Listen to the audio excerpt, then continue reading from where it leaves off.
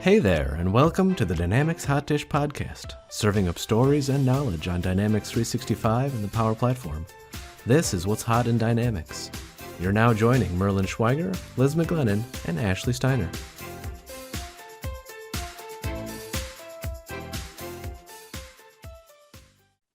I went to a Super Bowl party last night / birthday party, but I loved Thank you. I thought the halftime show was great though. What did you guys think? Well, I had to take a nap to even be able to stay up for the Super Bowl. That's how you know you're getting old. I took a 2-hour nap at 3. Pretty bad. I mean, I slept in, if that helps. Yeah, see, I was up early. So I took a 2-hour nap. No, I thought the halftime show was amazing. Probably one of the better ones. Well, I mean, it totally fed us as millennials, right? It was totally aimed towards us. Our genre artists. Yeah. I mean, I thought Shakira and J-Lo, was that 2 years ago now? That was really good, but this was almost better.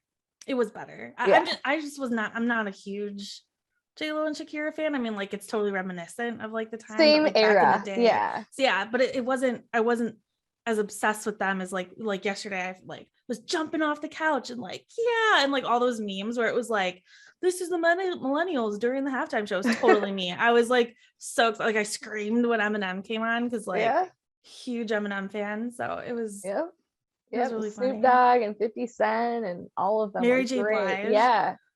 I was I want her boots. Yeah. Her boots were she awesome. Looks great. Yeah. And they're all pretty old now, and it's impressive too. Yeah, it was, they're still and so 50 Cent still able to everyone was making fun of how big he was, but he still lifted himself up under the thing, and I don't know, it was awesome. I don't know why they did a football game in the middle of a Snoop Dogg concert. It should have just been a concert. It could have just been them performing the whole night. Forget the football. Merlin, I should have watched it. I can't. Didn't watch it. None of it? None of it. That's surprising to me because you are such a Snoop Dogg fan that I thought you would have watched it at least just for him. I can forgive you for not watching the game, right? Sports is not everyone's cup of tea. Especially if you don't care about the teams. Right. But missing that halftime show, I'm really judging you hard. The best halftime show of all literally time. The best. I don't know if it's all time. What would be better? Justin Timberlake a few years ago was pretty good. Yeah, but this was better. That's why I said I'm not saying it's, I don't know. It's debatable, but it was definitely one of the better ones that I've seen. I might have been more likely to have watched it if I had paid enough attention to know who was even playing the halftime show. So I couldn't be oh, this sounds like a good halftime show to watch, because it hadn't even occurred to me to see who was playing. I didn't even look. I'm disappointed in you. I'm really disappointed. Apparently, actually, we should have informed him of who was performing. Right. That's our job, right? Is to take care of Merlin, make sure he knows what's going on in the world. Right. Yeah. Next year, if it's worth watching, or you think it's going to be worth watching, let me know. Now, it won't be that good next year. I'm pretty sure I could just go back and watch it again. I bet it's on YouTube right now. But that's not the point. The point is it's watching it live. And everyone, think of how many millions and millions of people were watching that at the same time together. That's rare these days. Yeah, but I can still watch it on YouTube. It's not in the moment. It's not the This same. is so lost on you. I will tell you, so in the moment. The funniest meme though that I saw of this, I have to tell you guys, was somebody tweeted and they're oh, I'm so glad we're over the days of the Super Bowl halftime show being for my parents, with being the Who, or who else did they have, the Rolling Stones and things like that. So glad that they've moved into 90s to early 2000s. Then it's oh wait, it means we're old. It means we're old. Exactly. I was oh man, that's terrible. Yeah. Mm-hmm. They're finally marketing to the people that are the majority that are old enough and stuff. Oh man, it's terrible. Yeah. Yep. Welcome to middle age. Oh man. Well, clearly Merlin's not their demographic they're going after, since he was oblivious to it all. Well, that's just because I wasn't interested in the football. It was still a good game though, football too. I don't want to spoil it in case people watch it later. But I didn't watch the game at all. It was actually a really good game. Yeah. Really exciting. Some people were. I'm shocked, Merlin, but besides that, I mean, getting into our topic for today, Liz, I think that you are going to share with us quite a bit about, I mean, just what you do, right? Sharing how to get into independent consulting. It's something that I've never looked a lot into, but I've been intrigued about, kind of working for yourself and being able to work, pick and choose who you're working with. I'm probably totally overgeneralizing it. And you're like, oh my God, Ashley, that's not it at all. So would love to hear more about how you got into it, what made you decide to. Yeah. Sure. Yeah. That's a lot of questions. So it was a lot of questions. Go ahead and like, just answer them all like in order that I asked them. I got into it primarily because I wanted more control and flexibility with my work schedule and like what I was working on. So I like quit my job as a practice director and took a few months off and then decided that independent consulting was something I want to try. So, for a lot of people, like they would probably just transition directly from like a full-time role into it without that break, like if you knew what you wanted to do. But like part of my journey was like deciding if that was something I even wanted to try. And I love it. Like I am super happy being independent. It does have its stressful moments or areas of uncertainty where you have to like figure stuff out that you've never had to figure out before. But like if you're comfortable kind of working through that and like with that uncertainty, then I think it's a great option. But I would say like I don't know if it's for everyone. Like you should definitely think about like the pros and cons and kind of evaluate like if it's something to try that would make sense for you or like you and your family, because it's just like any other job where there's you like some parts of it but not all of it. And so it's no different than a regular full-time role that way. I think that that's a good point, right? Because people always say, oh, I want to go work for myself, so like I don't have a boss or there's no stress. I mean, you hear all those things, stressful. But well, yeah. And your boss is now your customer, right? Because like they're the ones paying your checks and things like that. So you never really truly get away from like having a boss or somebody kind of dictating your work. So I think that highlighting that it's not this like stress-free, carefree environment, it's still work. You still have to work. It's not, it's to your point, Ashley, it's not like you're going to get paid or people are going to keep paying you if you just don't produce anything or like don't do a good job. So like, you have your client, you might be working directly with a client, so organization that's using the platform. Or you could be contracting through a partner. And so in that situation, you kind of still have two bosses. You have the partner that you're contracting for, but then the client still, that's, the engagement that you're on. So in that aspect, like you still kind of have your typical like internal client or internal manager plus like the external client that's paying for your time. Makes sense. You said you should make a list of the pros and cons.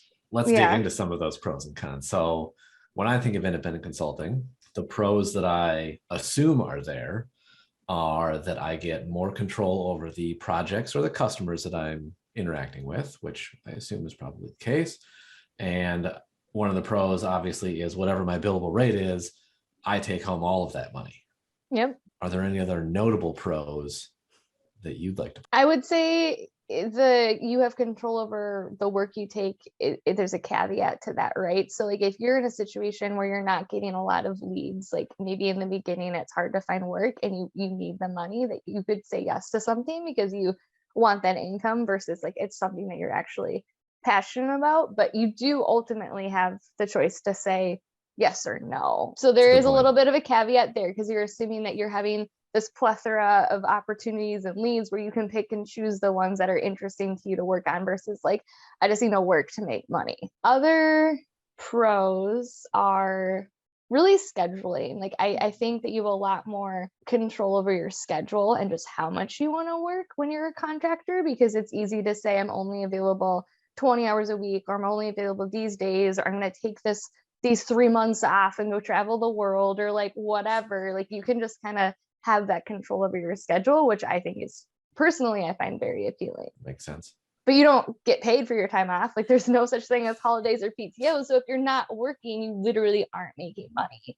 That's what I was just going to say, is like, that's kind of like a double-edged sword. Like, sure, like take 3 months off, travel the world, like that's cool. But those 3 months, it's not like you're getting PTO or things like or that. benefits, like healthcare. Right. No.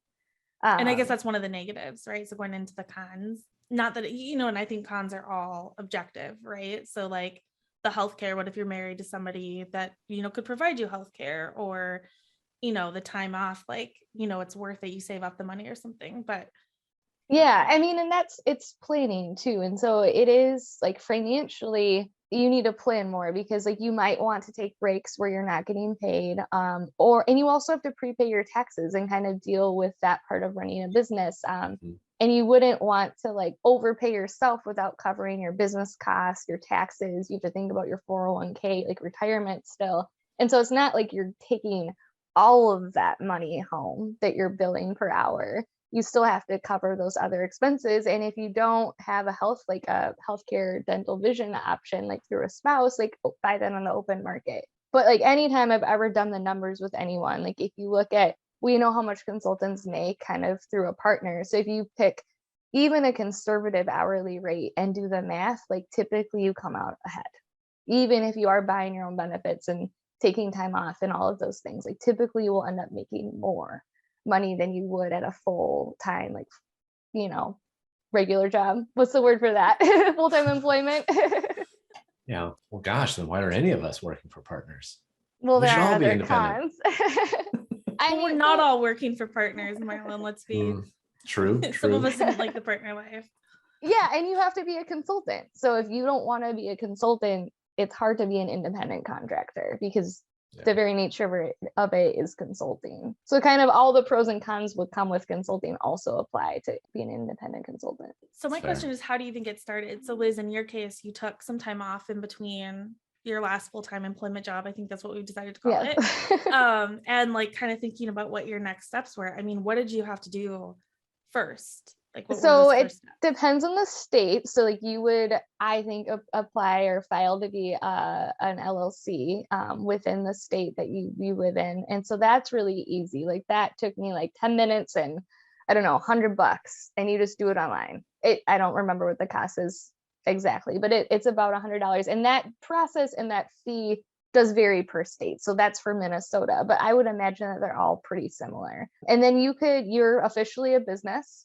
And then really everything else is up to you. Like think about how you'd want to market yourself or find work, and then go from there. And so you can keep it pretty simple. Like if you're just operating on your own and you're not going to have employees or contractors, like the taxes and all the administration stuff is pretty straightforward. Like it's pretty easy to deal with. Now, if you think about adding people, that's when that stuff gets more complicated, which is like why I have never gone down that road, is because like I don't want to deal with all the administration stuff behind that. And if you hire somebody to deal with it, then that's just more money you're paying out of pocket.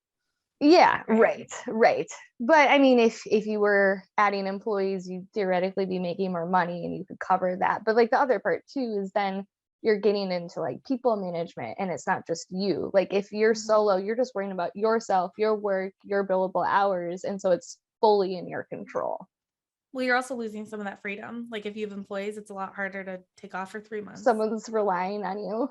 Yeah. Right. Yeah. So yeah, if you're just independent, just as an LLC, all that setup process is pretty easy. And again, thinking about like, how do you market on LinkedIn or setting up a website? How do you find leads?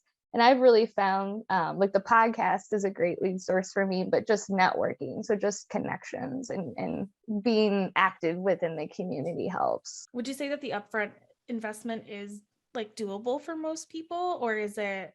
Yeah, I mean, if you don't have $100, if you're in a situation where you have no buffer financially, you probably shouldn't make the switch. So like when I decided to try it or quit without a plan, I did that. Like I did our budget and I was like, oh, like I'm good if not working for a year. So like worst case scenario, if I don't find work for a year, we're fine. Like we're not gonna like starve or lose our home. And so like saving up, having some runway, having a buffer, I think takes the stress out of making the switch, because if you do go a few months where you can't find work initially, that's okay. You just need to keep trying. And then once you get that first contract, it's really easy to find the next one. I don't know any independent consultants that need work right now. I try, like I'm looking, because I get leads and I want to hand them to someone because I don't want to take it and I can't find anyone that needs work. And so that's not really an issue once you get started. It's kind of interesting. I wonder why like that initial, after you've got that initial contract, then the work just keeps coming. I think people talk, right? It's that networking. Yeah. It's that, I mean, I feel like the network of Dynamics and the Power Platform is small. It's big. There's That's a lot true. of people, but we all talk to each other. So I feel Yeah. like once you have an in somewhere, that's going to extend multiple places. Mhm. Yeah. Oh, that's just really interesting. And I get a ton of leads just from people finding me on LinkedIn. Like a lot of my work has come from just people finding my LinkedIn profile. I don't have a website for my LLC and I haven't really needed one. Like I initially thought I would need a website and that I do all this I don't plan to do all this traditional like sales and marketing efforts. And I have never needed to spend time or money on that. Well, if you think about all those, like, I don't know if you guys get hit up by a lot of recruiters on LinkedIn looking for, people. Yep. I mean, that's a very easy, like, oh, I'm not, looking for a job, but I am, contracting. And I feel like that could easily turn around. Right. And if you're listing that you're a contractor, like those, I still get full-time employment, like offers, like recruiters, but like half of it kind of switches to contracting work. And so like, it's just simply updating your LinkedIn profile. I mean, I hate to say it, but like, I feel like the Dynamics and Power Platform space is really lucrative right now. It is. We said it on one of our other podcasts. There's like 10,000 Biz Apps jobs, or maybe Liz, we've talked about that in conversations. They all seem to run together these days. But there's like 10,000 open Microsoft Business Applications jobs globally, which is a lot. Yeah, so and so that same really demand applies to finding work if you're an independent contractor. Yeah. Right. So if you found in your experience then working independently, you mentioned one of the options is you work directly with a customer, and one of the options is you kind of work like contract through another partner. Mm-hmm. Do you have a preference for kind of which way to go? Because again, I can see pros and cons to each. There are pros and cons to each. And I guess I don't have a strong preference. So the nice thing about working with a partner is that typically you're on a team and it's a larger engagement.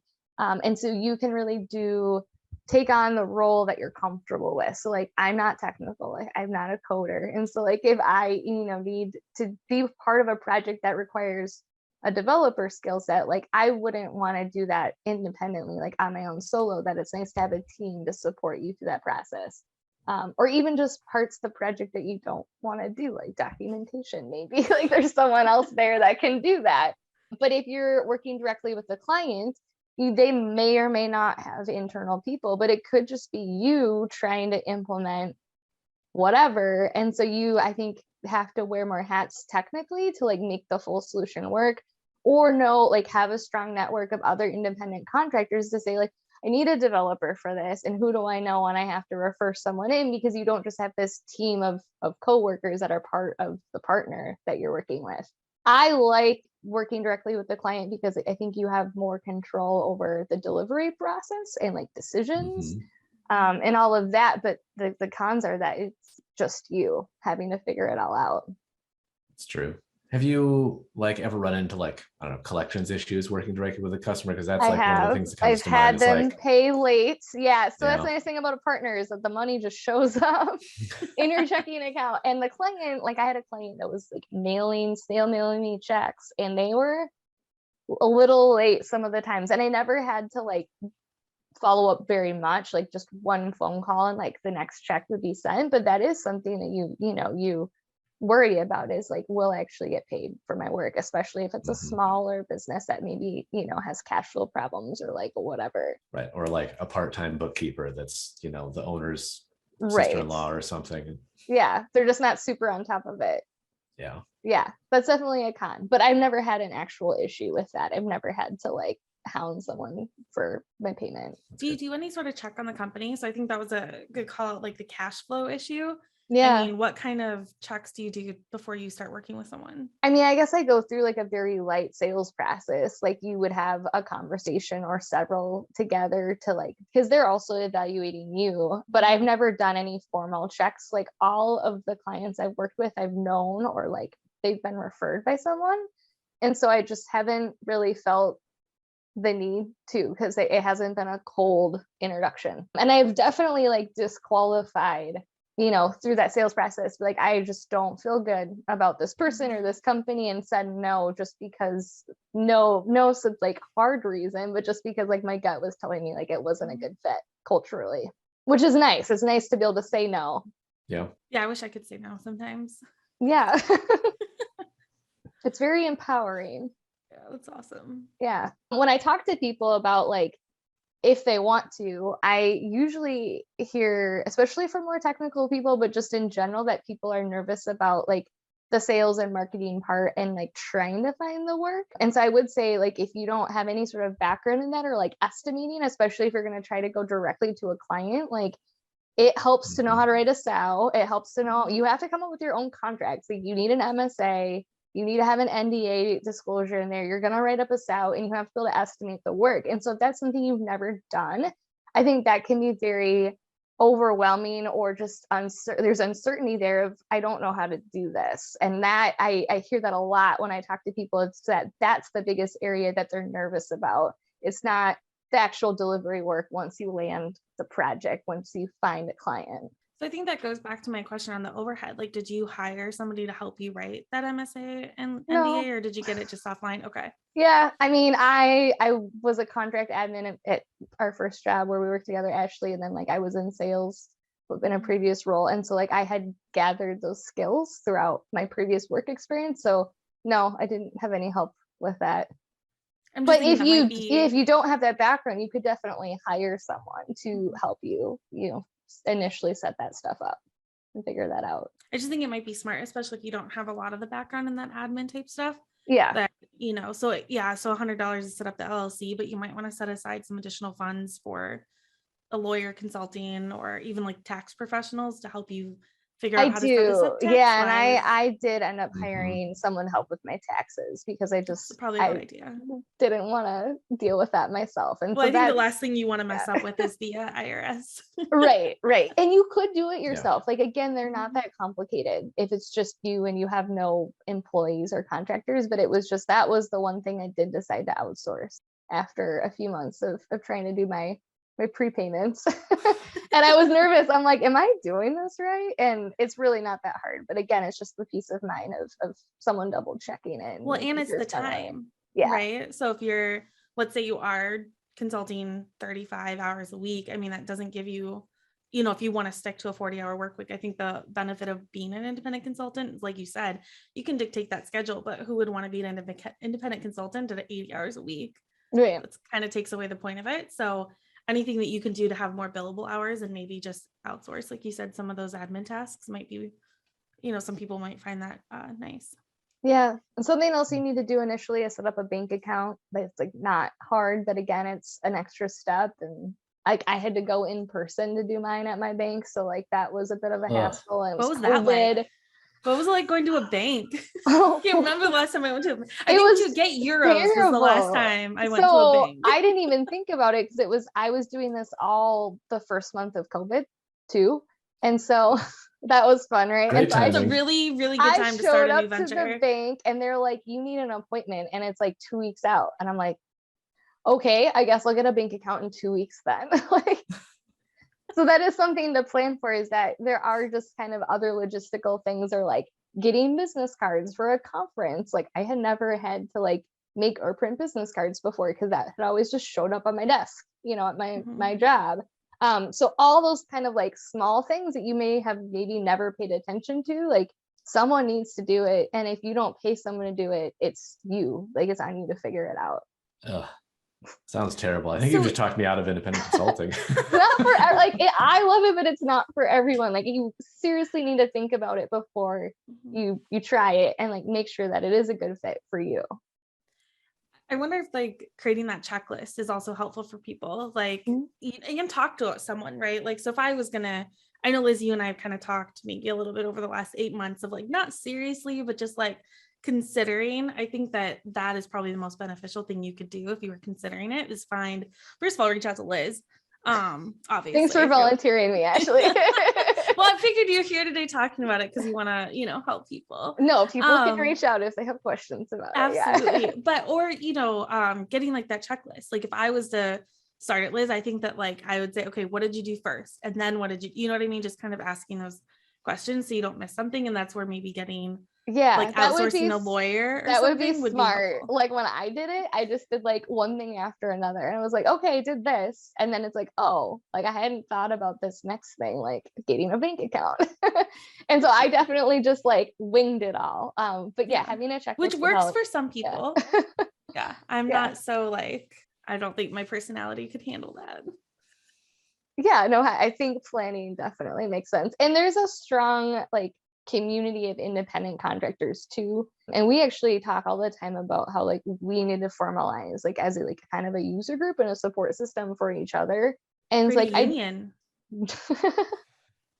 Yeah, I don't know. That'd be interesting, especially if we start sharing like rate information, because that's a hard thing. And it's something I get asked about too, is like, how much should I charge? And I think really talking to a few other independent consultants helps with that decision, because you don't want to undervalue yourself, but you also don't want to lose work, especially in the beginning, by going with too high of a rate. But there's a strong community of people, and if you kind of, I think, just use LinkedIn, like you can find other independent consultants, and they're usually very willing to help and tell their story and share advice and support each other. So just like everything else in our industry and our community, like people are very supportive, very helpful, and this is no different. I was gonna say that's not unique to just independent consulting in this industry. Right. It's true. Yeah. So I guess my last question is just like, what would you have done differently? Like looking back, is there one thing that sticks out in your mind? Like not started it the month that COVID started. So something you couldn't control at all was COVID, and that's what you picked. I literally filed my LLC, like for my LLC, in February of 2020. So I literally hit the 2-year mark yesterday for my LLC. And then my first contract, thanks. My first contract was an in-person travel training gig in Ohio in March. And so that definitely did not happen and got postponed all the way to October and ended up being totally virtual, because we kept thinking like this can be in person and we'll just keep postponing it until, we thought things would go back to normal much, much sooner. And they're in the healthcare industry and they were just swamped. They do like temporary nurse staffing. And so they didn't have the time to even do the training either, because they were just they were swamped, and their system runs all of the logistics of staffing and placing nurses. And so they were focused on just meeting the demand at the time due to the pandemic. So acts of God set aside, Liz, yes. Where we can't control disease, coming down and overwhelm. Go figure.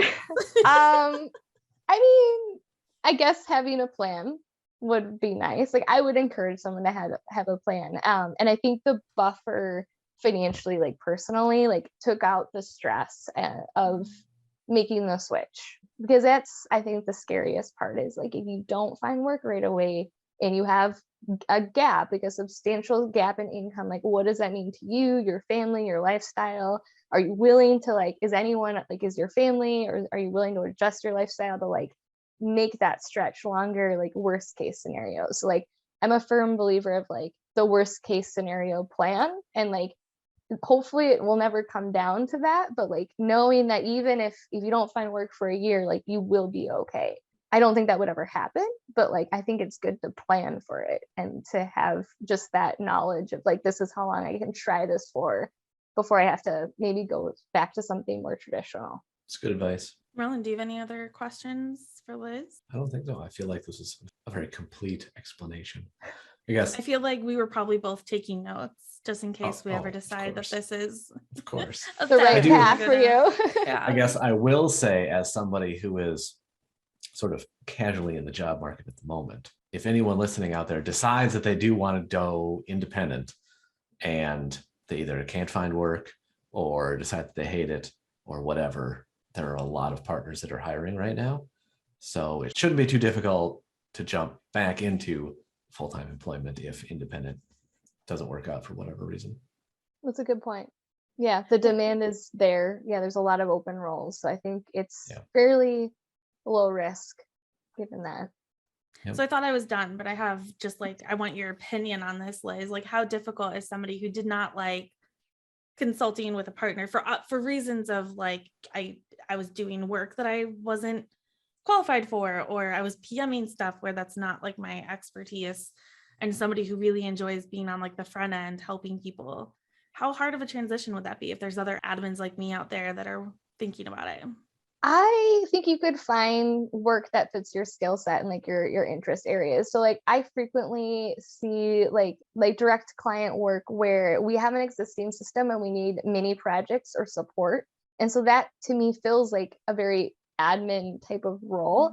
And so I think that's really up to the person, and like you have to be good at saying no. It's definitely like helped me improve that skill, because like you're gonna get offered work that you aren't really ready or qualified to do. And so you have to think about like, do I want to take on this Power Automate or Power BI project or marketing? I've never deployed the marketing app. Like, do I want to figure this out and like take on that risk and push myself outside of that comfort zone on your own and not with a team supporting you? Or do you want to stick to the stuff that you do have experience with and you are more comfortable with? So that I think is completely up to you, and that's your decision. And you might decide like, yeah, I have the time and I want to learn something new, and so I'm going to push myself and take on that new project that's going to force me to learn something new, if you feel like it's the right time. So that's completely up to you, and whether or not you say no or yes to those engagements. That was not at all like a very personal targeted question if you thought I could do it or not, Liz. But no, I mean, I think if you are in the industry as an internal admin, an internal role, or as a consultant, that you would, I think anyone's capable in switching. It's really just, are you able to kind of figure out the areas that you might not have a lot of experience with? Are you willing to outsource some of it? And you're just comfortability with like uncertainty. And I think drive too, because you don't have anyone holding you accountable. Like you have no manager. And so it's really, trust me, it's really easy to like waste a whole day or waste weeks of like not really being productive because you don't have billable work and you need to find it.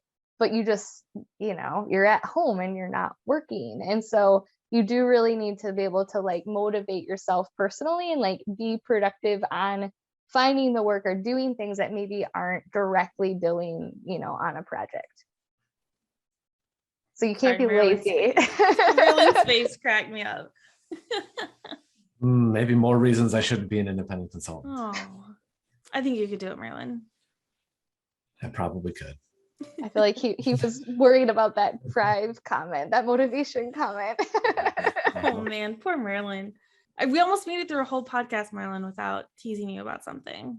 I mean, really, I kind of tease myself, so I don't know if that counts. I was gonna say, we kind of gave him crap about missing the Super Bowl true. too. So, but that was warranted. Yeah, it's still teasing. Well, thanks, Liz, for sharing your story today. I think it's really fascinating to kind of hear like what we're all doing and how we got there. And I'm sure other people enjoyed it as well. Thanks. Yeah. And if people have questions about it, or if you are making the switch and need work, reach out. Awesome. Thanks, everyone. Awesome. Thank you for listening to the Dynamics Hot Dish podcast. For additional content and previous episodes, check out our website at dynamicshotdish.com. Follow us on Twitter at DynamicsHotDish, and subscribe to our podcast for notifications. Thanks. See you next time.